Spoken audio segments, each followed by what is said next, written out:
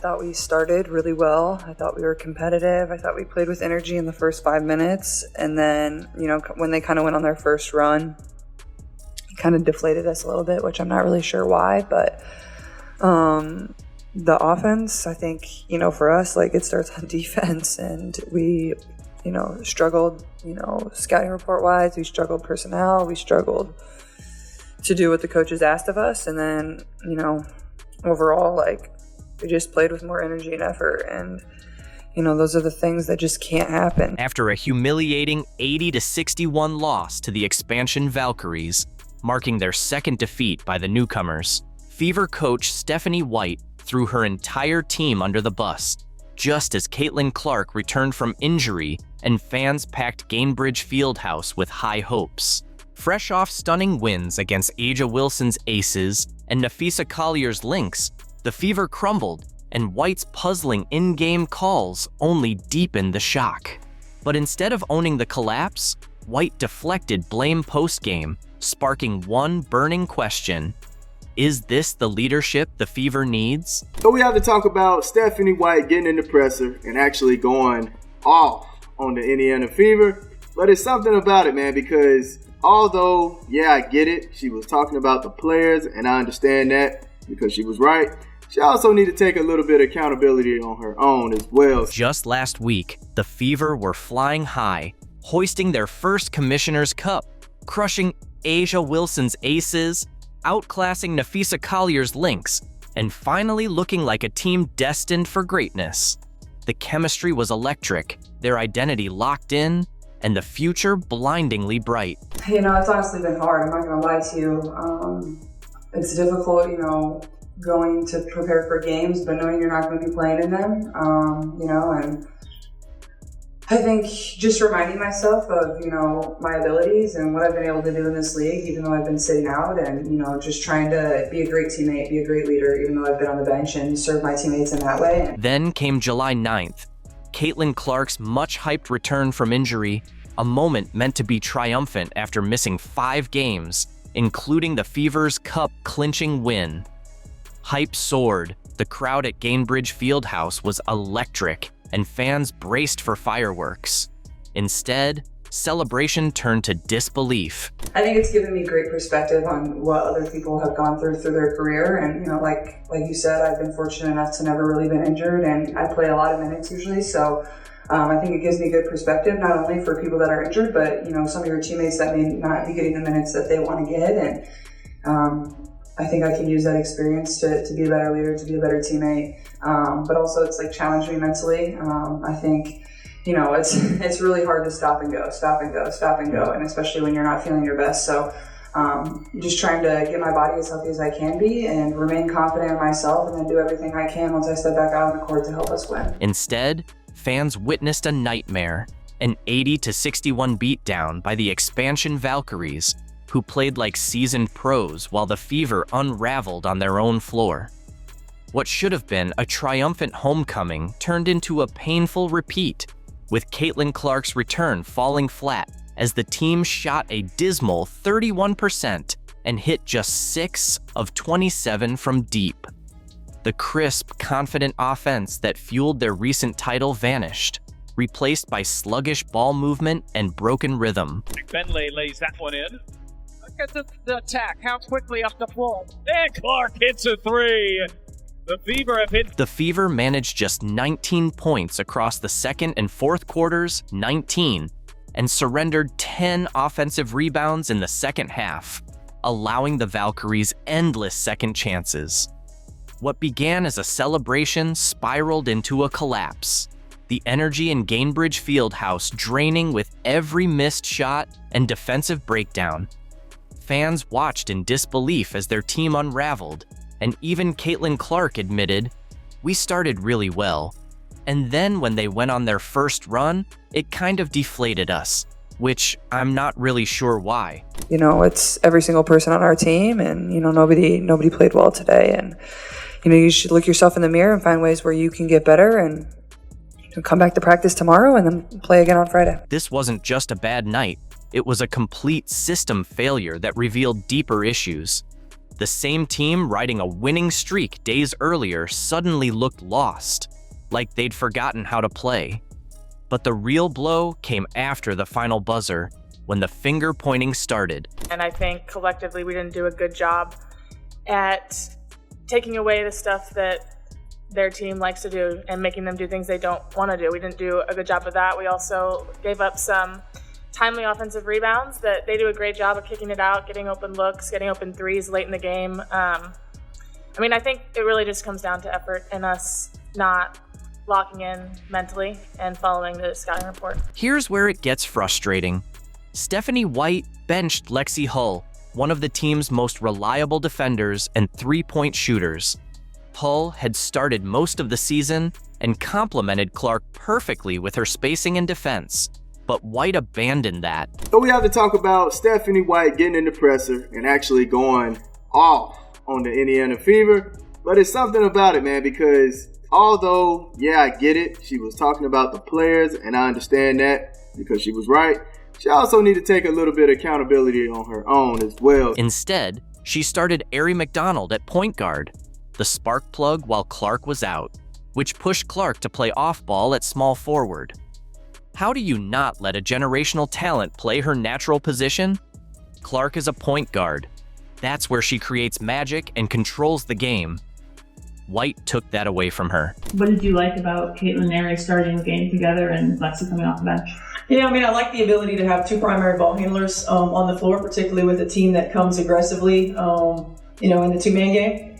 Being able to play off of one another, being able to give the opponent some different looks, and quite frankly for C specifically, not having to have her play under duress 94 feet the entire time she's on the floor. So there were some things that we liked about it. There were some things that we don't. So we'll continue to work with that. The offense stalled almost right away. Clark couldn't find her rhythm, and everything looked clunky. She needed the ball to create, but Coach Stephanie White had her running around setting screens. Their styles just didn't fit. One analyst even said it looked like they hadn't practiced this lineup at all. Look, she can give her different looks. It could turn into something beautiful. I'm excited to see both of them on the floor together because they can create shots for one another. But it didn't happen today. So you should have made the adjustments once the offense looked so stagnant, looked so lost, discoordinated. You should have went ahead and changed that. Hull was key to the team's success. Her spacing, shooting, and defense made everything click. But when White benched her, the team lost its identity. The Valkyries pounced as the Fever's new lineup struggled. Ball movement vanished, the offense turned predictable, and players forced tough shots. Everything that once worked was gone. So what happened? The Fever? Slow it down! They get into the beautiful motion offense we've all been in love with since the start of the season. Oh, pass, screen away. Oh, what a thing of beauty. Pass, screen away. Oh my goodness. Did you see how Kelsey Mitchell just set that screen? Mwah! Magnificent. And the Valkyrie, Natalie Nakase, and the crew, they said, oh, now's our time to strike. So over the remainder of the first quarter, the whole entire second quarter, after being up 20-11 with 3 minutes and 30 seconds to go, the Golden State Valkyrie proceed to go on a 30-12 run for the next 13 minutes. Worse, White limited Clark's minutes just when the team needed her most. It was her first game back from injury, the offense was struggling, and the crowd was restless. But White kept her sidelined. Every time Clark sat, the momentum vanished. The stagnant offense hurt most. They couldn't create easy looks and settled for contested shots instead of finding open ones for shooters like Hull and Mitchell. The smooth, flowing offense from weeks ago looked completely broken. I would say we can do better than the motion offense when Caitlin Clark's on the bench. We can utilize Kelsey. We can utilize AB. We can utilize Aari. We can do things. But no. Caitlin Clark was a decoy for many parts of this game, majority of this game, dare I say, she didn't seem like a threat, other than when the ball was in her hands, which Stephanie White literally has a heart attack. It says, no, Kaylin, no, too many assists, stop, too much facilitating, cut it out. These weren't minor tweaks. They were major changes that wrecked the team's identity. White shuffled the starting lineup, moved Clark out of position, and benched one of their most reliable players. The result? A 19-point loss to an expansion team. But her post-game comments did even more damage. At the podium, White stunned fans and analysts by looking into the cameras and blaming her players for the blowout. I was disappointed because I felt like there was a lack of competitive fire. With the exception of about 2 5-minute spurts, our attention to detail was poor. I'm not sure if it's not knowing the game plan as much as, because if it's not knowing the game plan, then that's a whole nother conversation, as much as not executing the game plan. White said, I was disappointed because I felt like there was a lack of competitive fire. And she didn't stop there. She kept criticizing her team's effort. I'd say discipline more so than focus. I think this is a group that focuses, but you can focus and then you have to be able to go out and be disciplined enough to execute it, right?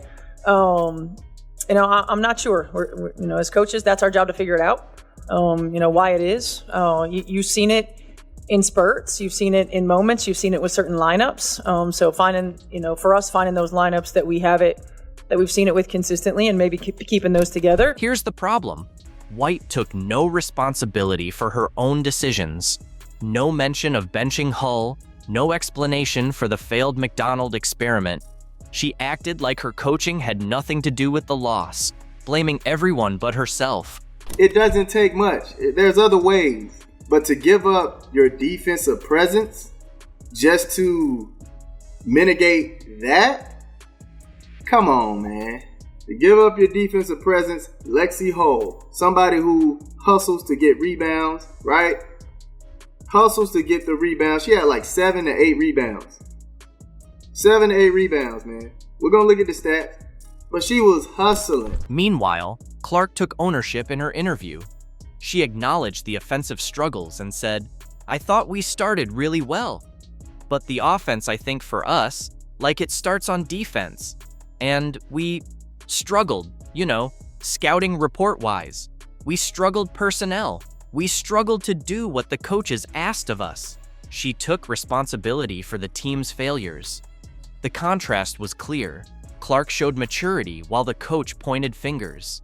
She didn't blame anyone else. She looked for solutions, not excuses. Our team, we have a lot of inconsistency. We raise to the occasion when we're playing for 30,000, and then we need to bring that level of focus and that level of energy every single day. It's really hard to win in this league, and I think, we need to focus every game because all of these games matter when September, October comes. So it's really just going to come to us, and we really need to regroup, turn the page, learn from this, and come with a better mindset on Friday. One analyst said it best.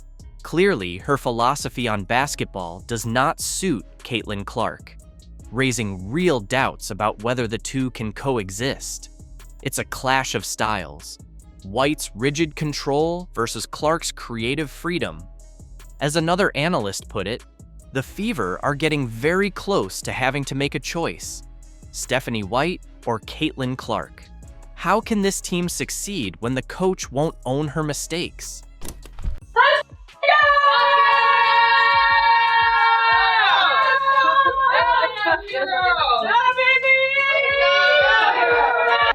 Just a hell of a job, y'all. That was a big win.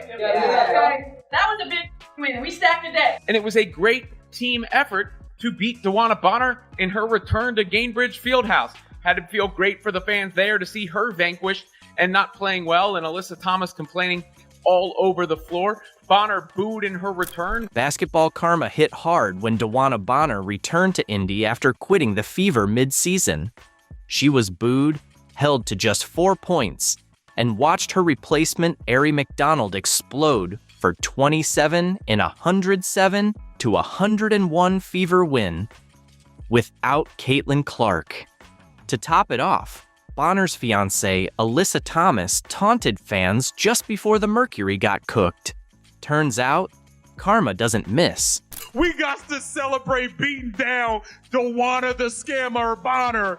Cheers, my friend. Cheers, buddy. Dewana Bonner, I just want to start here. You stink. You stunk it up. You caused all that ruckus. I thought you stopped shooting threes hitting the side of the backboard when you took the Indiana Fever jersey off. Dewana Bonner's return to Gainbridge Fieldhouse was no ordinary road game. It was a reckoning. After quitting on the Fever mid-season, fans let her have it with relentless boos and chants of quitter every time she touched the ball. The hostility was raw, personal, and impossible to ignore. Foul on Sophie Cunningham. That is her first team second. Coming in from Martin Phoenix, number 14.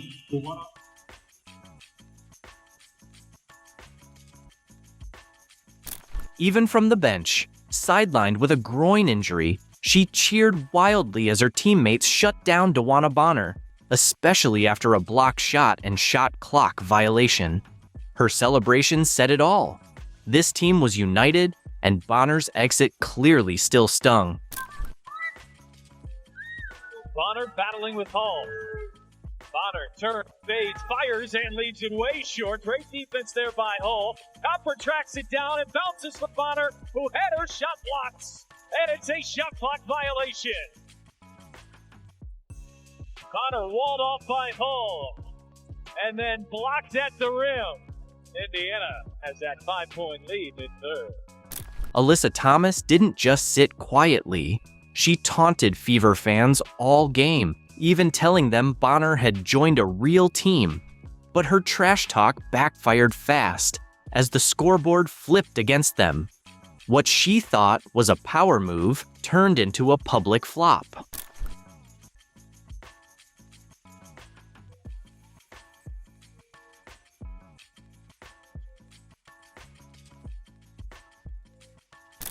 As Alyssa Thomas ramped up her taunts, trying to shield Bonner from the boos, the night unraveled perfectly for Fever fans. Bonner scored just 4 points, grabbed 1 rebound, and watched her real team fall apart. The karma was swift, and the Fever weren't just winning, they were sending a message: quit on us, and we'll make sure you regret it. Bonner booed in her return, which is to be expected considering the circumstances in which she left, and the players that have come in for the Fever are much better than Bonner was for them. Aari McDonald has been a revelation. She was great in this one again, and Chloe Bibby looks like a perfect fit. So all in all, Fever fans have to feel pretty damn good about that win. With Caitlin Clark out, critics expected the Fever to crumble, but Aari McDonald had other plans. Once overlooked, McDonald seized the spotlight, proving Bonner's exit was a blessing in disguise. The former Arizona star wasn't just filling in, she was rewriting the script.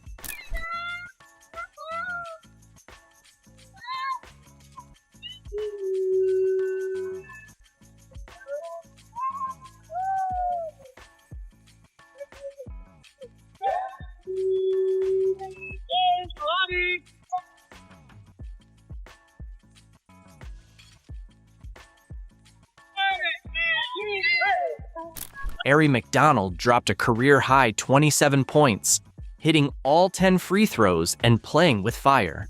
She attacked the rim, dished out 4 assists, and brought the grit Bonner never showed in Indy. Phoenix simply couldn't keep up with her speed or heart. When did you realize you had it kind of going tonight, and what kind of opened up for you? It felt like you were scoring kind of from basically everywhere. When I seen those 2 threes go in, then I saw how easy it was, like getting into the paint. I'm like, okay, I'm converting. All right, I'm good. Like, let's keep being aggressive, or just keep taking what the defense is giving me. McDonald had help. Chloe Bibby, on just a 7-day contract, stepped up with 10 key points, sharp shooting, and even snagged a steal. She made every minute count and proved she belonged. Indiana trailing by 9, trying to pick up the pace here, and Chloe Bibby hits a 3. In transition, Chloe Bibby's done this a million times in her time at Maryland and in practice. Sophie Cunningham nailed a clutch 4-point play and totaled 12, while Damiris Dantas added another 12 off the bench, capping it with a slick dream shake that left Alyssa Thomas in the dust. Mitchell, she's got the 5 fouls. Boston, Cunningham. Yes! And a foul! Sophie Cunningham! Give her 3, and she'll go for 4. Dantas battling, spins, fades, fires, and hits. Bibby, corner 3. Oh, yeah! Cunningham. Yes! The irony? McDonald and Bibby were signed using the cap space freed by Bonner's exit. Instead of folding without Clark, the Fever found players who actually wanted to be there. Fighters, not fillers. Their chemistry and hustle overwhelmed Phoenix. And just when the Mercury thought they still had a shot, Aaliyah Boston stepped in to crush that hope. You gotta continue to step, okay? We ain't got no room for sliding back, okay? We no room for slippage. Every day, there's a sense of urgency, okay? I was proud of you guys, the way of offensive and defensive substitutions, being ready to go with that. Everybody who came in made an impact. We had 5 in double figures, damn near 7. Damn near 7. That's really, really good. Y'all, I'm proud of you guys. I'm proud of you. Together, 1, 2, 3, together! With the game still close in the fourth, Aaliyah Boston took over. Already solid with 22 and 12, she exploded for 17 in the final quarter, including a solo 10-0 run that buried the Mercury. This was her moment, and she made sure Phoenix never had a chance. So too has Harry McDonald, who did not start the season with the Fever, but has really come on strong. Pass inside, it's a bullet. More contact there underneath. Hull hits the ground. Austin has a size advantage here. Wants the clear out, gets the clear out, gets inside, and pushes it home. Every bucket from Boston was a message. The Fever were more than just Caitlin Clark. She bullied her way to the line, hitting 10 of 13 free throws, finishing through contact, and punishing every Mercury misstep. This was championship energy. Teams have now erased double-digit deficits. 9:30 to decide a winner. Howard inside, Boston, deep position. Wow. Dangerous pass there by McDonald, rescued by Howard. Howard trots inside, left hand off the mark. Boston pulls it down and lays it in. McDonald has just had that look in her eyes here tonight, but it's Boston taking over in the fourth. No answer. Boston's dominance in the paint left the Mercury scrambling. They couldn't stop her footwork, her shot creation, or her control of the game. With her 4th straight double-double, a career best, she proved she's no longer just a top pick. She's the franchise anchor, stepping up exactly when it matters most. Nate Tibbetts. Only 15 three-point attempts and 6 makes for Phoenix from outside the line. Boston, step through, lays it in. You can't stop her. Powers in the paint. We're still playing without Kelsey Mitchell. She's got the 5 fouls. Boston, Cunningham. Yes! And a foul! Sophie Cunningham! Gainbridge Fieldhouse erupted with every Aaliyah Boston bucket, the crowd feeding off her dominance in a playoff-like atmosphere. Her 4th quarter surge sealed the 107-101 win, proving the Fever could thrive without Clark. But the drama didn't end at the buzzer. In the postgame, Mercury star Kayla Copper slammed Fever fans for booing Bonner, calling it disrespectful. Her defense of a player who quit mid-season? Tone deaf at best. I think she handled it well. I don't understand, she's a legend, and just all the things that she's done for the league. And just the disrespect, I can't get down with it. They booed her. She didn't say a word to the crowd. People talk some trash to her, but we had her back. But it's just very distasteful for what their fan base is doing as far as when it comes to DB, because it's just like she's just the sweetest soul. And the situation didn't work for her, and that's just not what she wanted or whatever. But it's just, we don't need all of that. It's just unnecessary. The Fever took the high road. Coach Stephanie White kept the focus on her team's performance, gracefully acknowledging the Bonner situation without fueling the drama. It was a masterclass in professionalism. You talked a little bit about being happy for DeWanna Bonner, finding a good spot for her. What was your overall thoughts on having her there in the reception tonight? Yeah, I mean, I don't know anything about the reception. I don't hear anything once I'm out on the floor, but it's weird seeing her on the other side. But at the end of the day, basketball is basketball and relationships are relationships. Aaliyah Boston nailed it with one line. Honestly, that got nothing to do with me. She brushed off the Bonner drama and kept the spotlight on the win, showing the poise and focus of a true championship leader. What was it like having DeWanna Bonner return to Indiana, and what were your thoughts on the fan reception tonight? Honestly, that got nothing to do with me. I think DB returned because we were playing Phoenix, and so that happened to be that. The fans chose to do what they wanted to do, but for us, it's about paying attention to what we have to do here, and that was coming in and getting a big win, which we were able to do. The Fever's calm, mature responses made Copper's complaints look small, exposing a clear cultural gap between the two teams. While Mercury players whined, Indiana kept winning, marking their third straight victory and climbing to 6th in the standings at 15-12. This wasn't just about Clark anymore.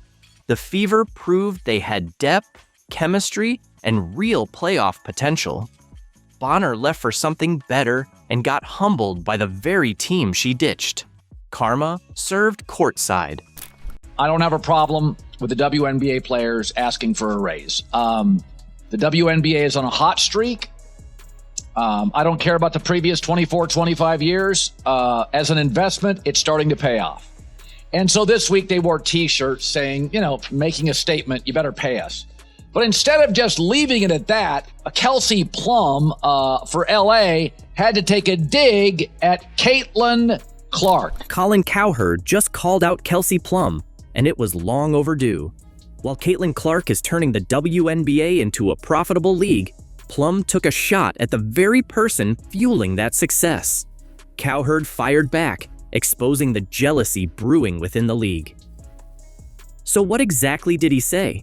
And why is he comparing Caitlin Clark to Michael Jordan? The t-shirt, just United Front, was determined this morning that we had a meeting for. And, not to tattletale, but 0 members of Team Clark were very present for that.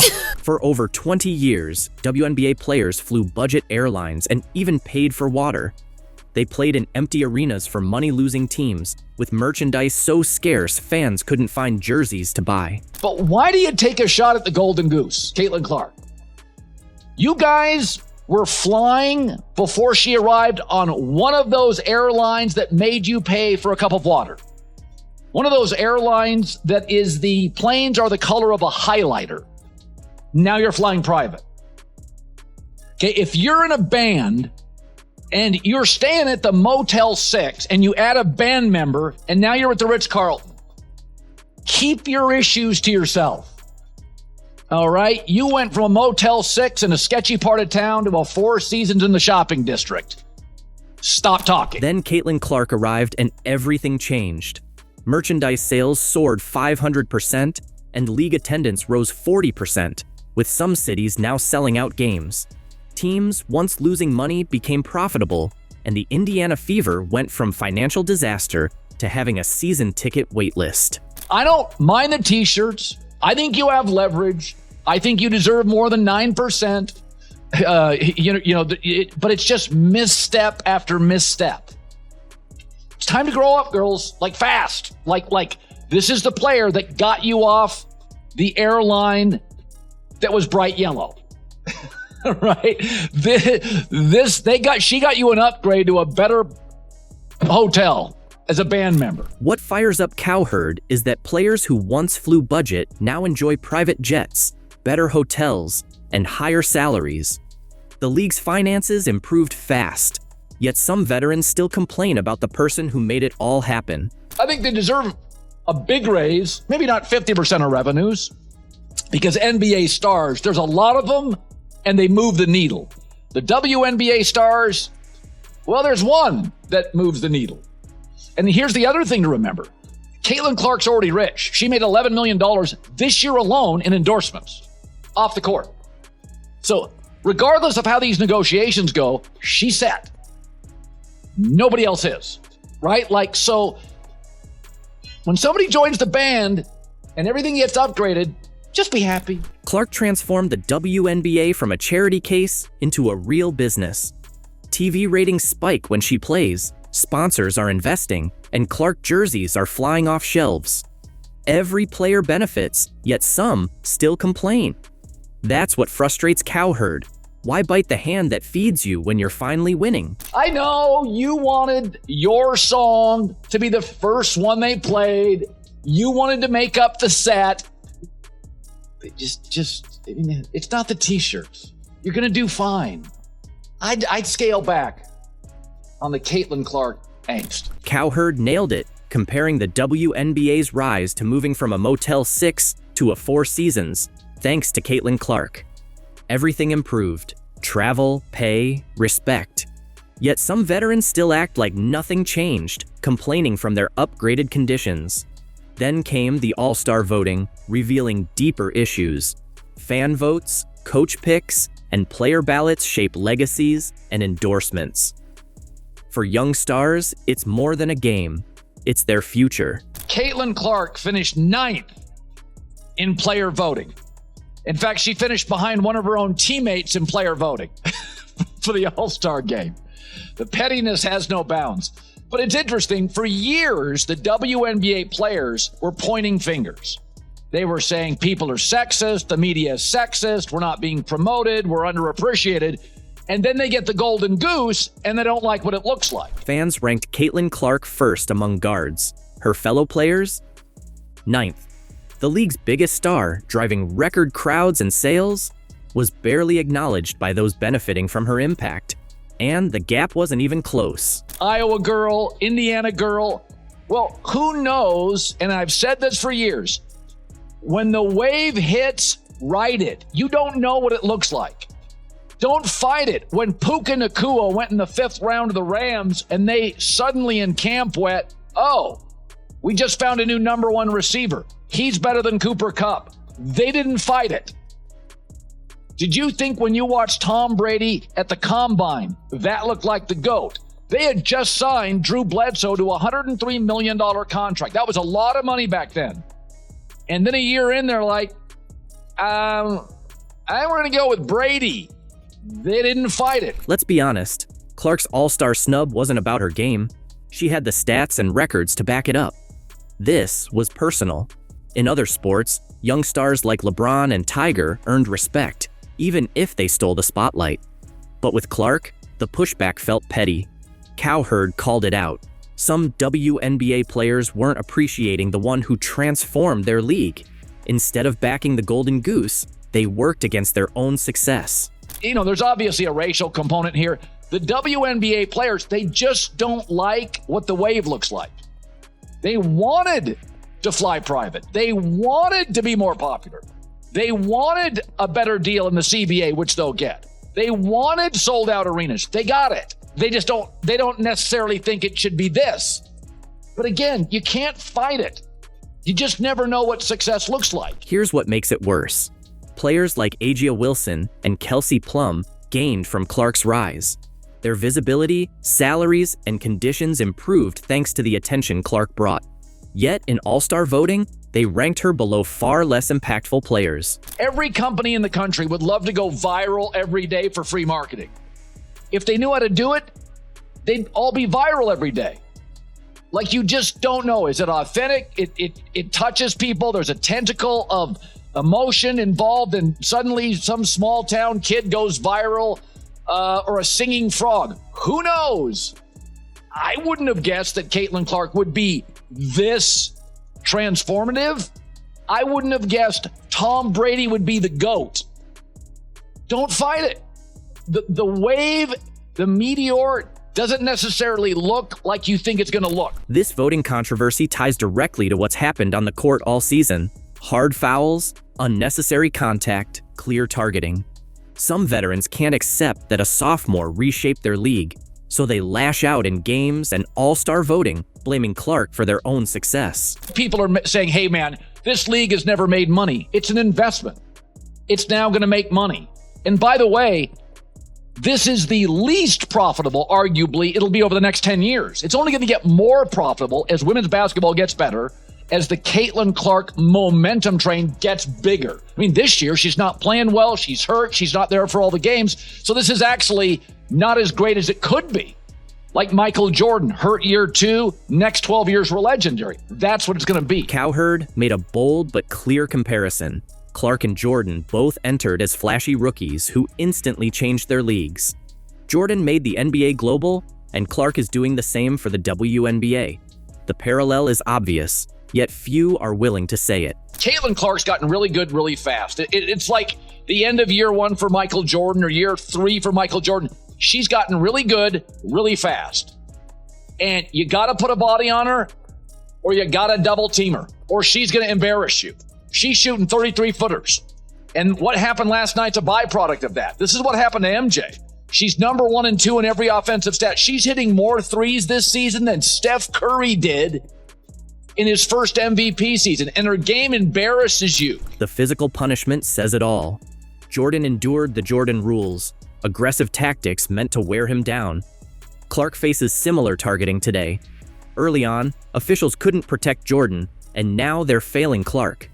Cowherd noted how much is being let go, and it's starting to feel inappropriate. It's a little bad boys Pistons with MJ. For the record, Caitlin Clark got up. She wasn't hurt. She did more trash talking. She hit more threes. She remained remarkable, just like all the great. If you respect women, stop pandering. She's tough.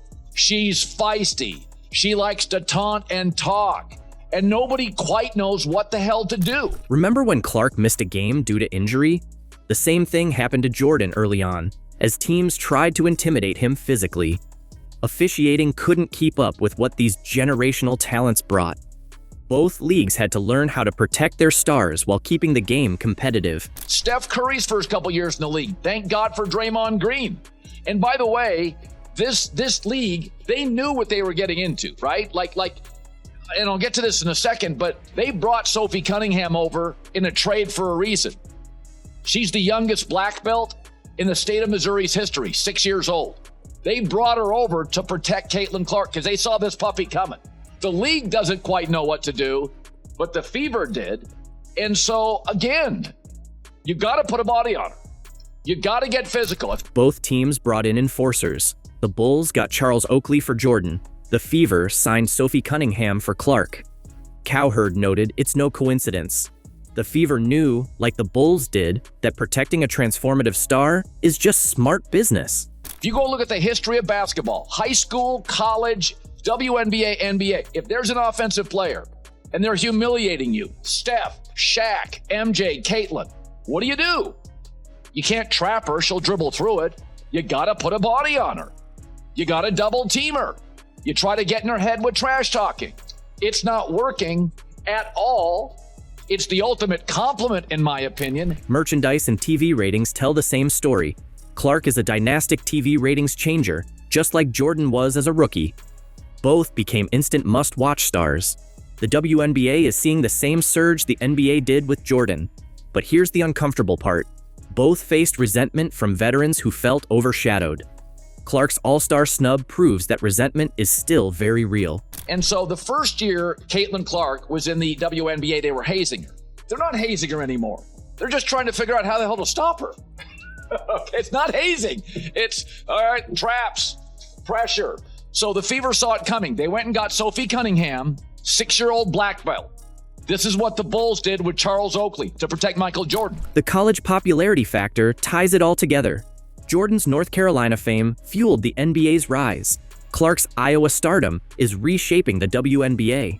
Both brought huge college fan bases into the pros.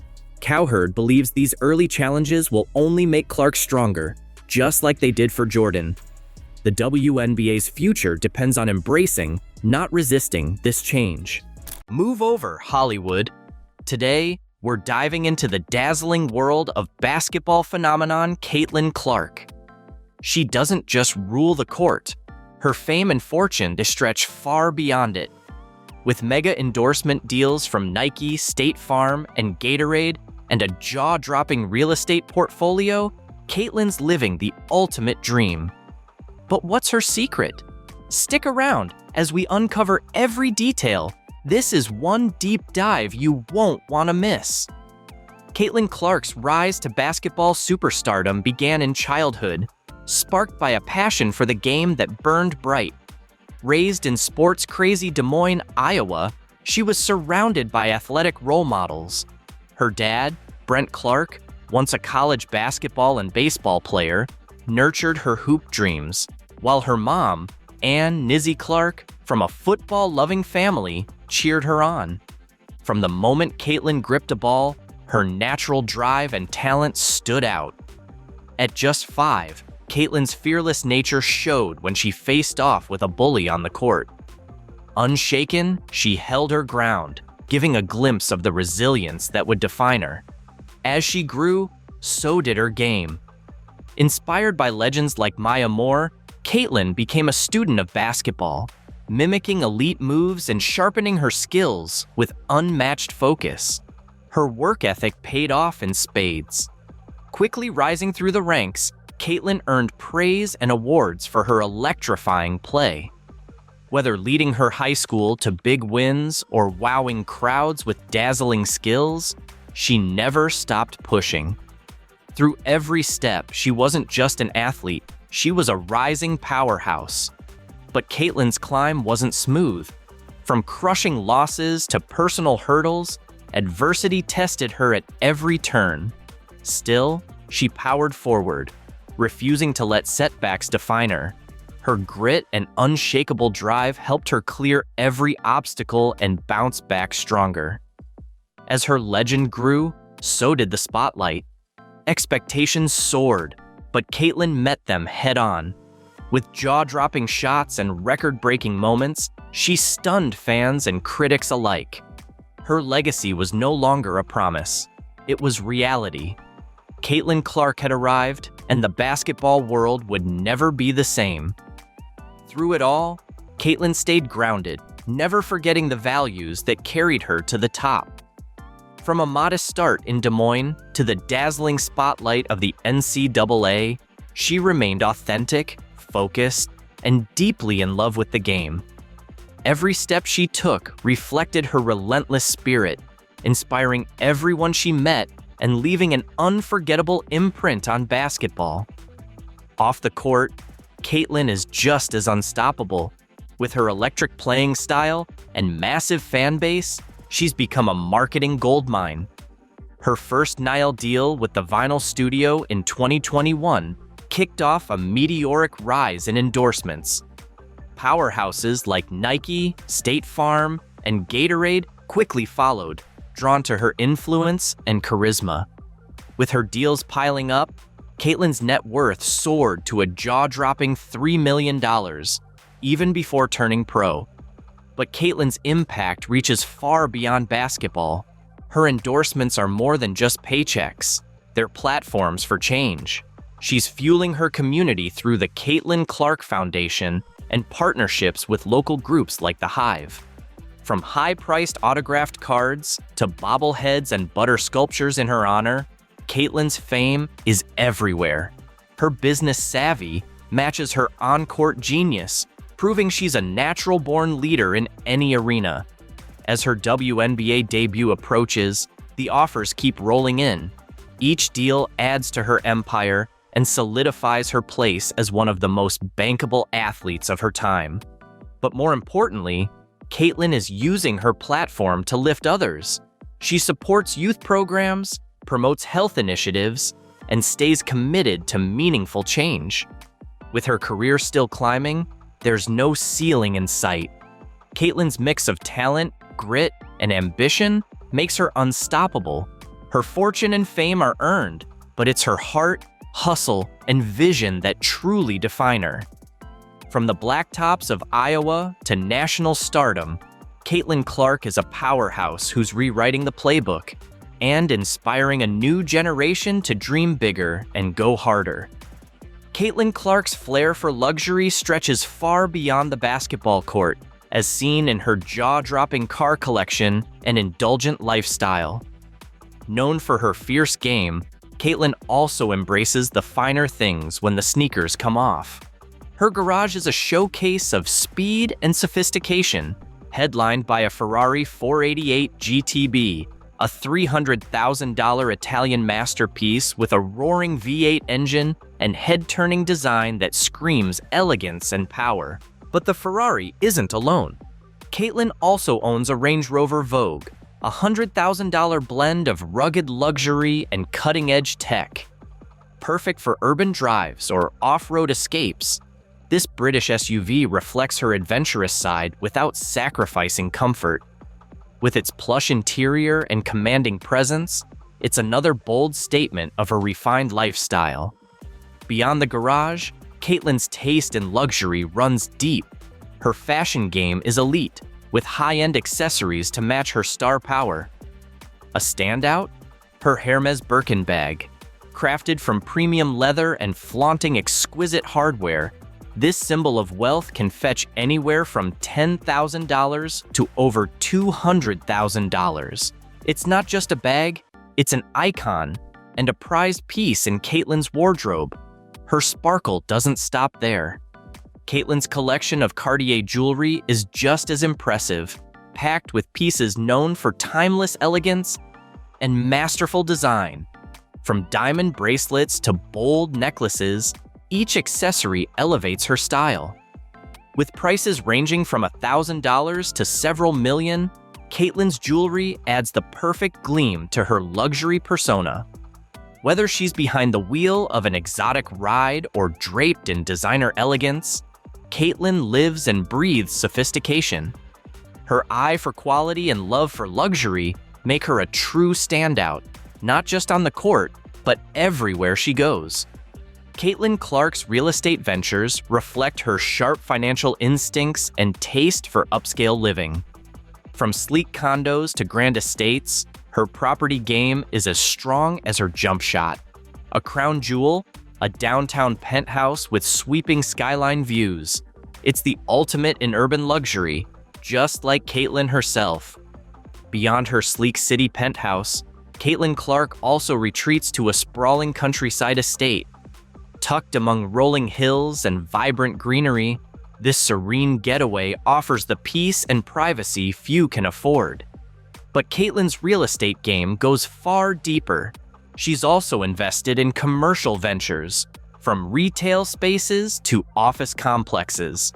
With an eye for rising markets and smart investments, her portfolio keeps expanding, proving her instincts are as sharp in business as they are on the court. One of her crown jewels, a historic mansion brimming with character and elegance. Built in the early 1900s, this stately home has been beautifully restored. From its ornate architecture to lush gardens and grand interiors, it showcases Caitlin's appreciation for timeless luxury and rich history. More than just accumulating properties, Caitlin uses real estate as a force for good.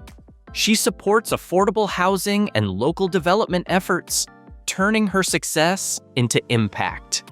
Her ventures don't just build wealth, they build communities. Caitlin's growing real estate empire is a reflection of her hustle, heart, and business savvy. With every acquisition, she reinforces her role not just as an athlete, but as a powerful entrepreneur, shaping her own legacy. Off the hardwood, Caitlin's world is just as captivating. At the center of it all is family. Her parents, Mark, a retired teacher, and Sarah, a dedicated nurse, have championed her dreams since day one.